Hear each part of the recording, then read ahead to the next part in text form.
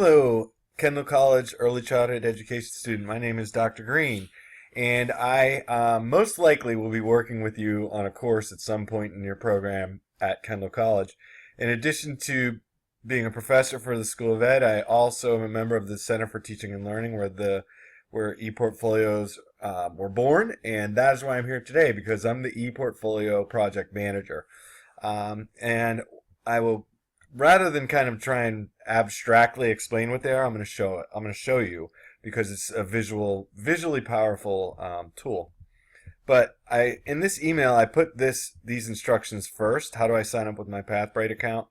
And if you follow these step by step, there's a few clicks and here and there. But here's your instructor code that you're going to need to join the course, and you will be in and ready to start creating.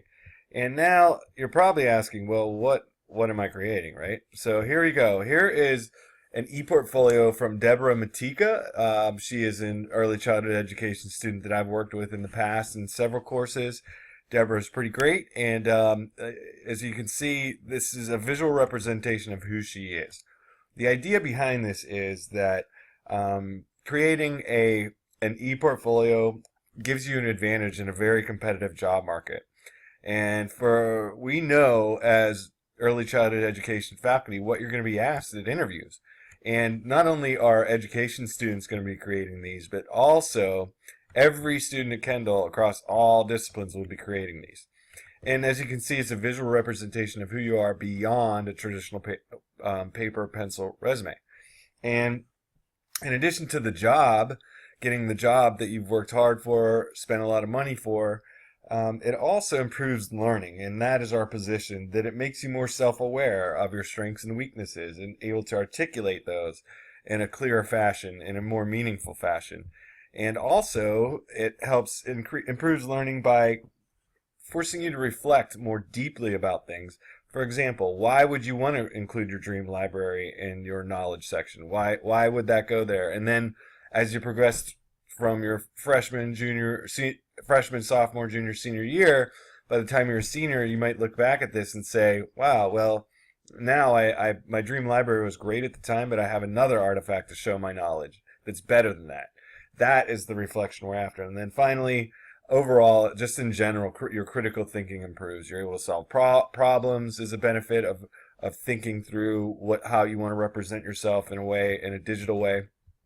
So all those benefits come with it, including positioning you well in the job search mode. So this is the beginning ePortfolio. That's where you're going to start. And then after you finish that, you're going to receive notification from me in the form of a digital badge. More to come on that later. But it's called a digital badge. And that will signify that you're ready to move on to a more advanced ePortfolio. And in the advanced ePortfolio, you're going to only be surrounded by people who are in early childhood education like yourself. So you can ask questions, share, get ideas, and those, work with people who of like minds who are shooting for the same kind of things that you are upon graduation. So really, after talking to employers, every single employer that I've talked to kind of verify whether these things to try and verify whether these things, meaning ePortfolios, are a valuable tool, overwhelmingly, the people I've talked to have said yes, and they will consider it during the onboarding process. And the mere act of going through this and creating your ePortfolio will help you in that whenever you leave here, you're going to know this information so well that it's going to come so naturally to you.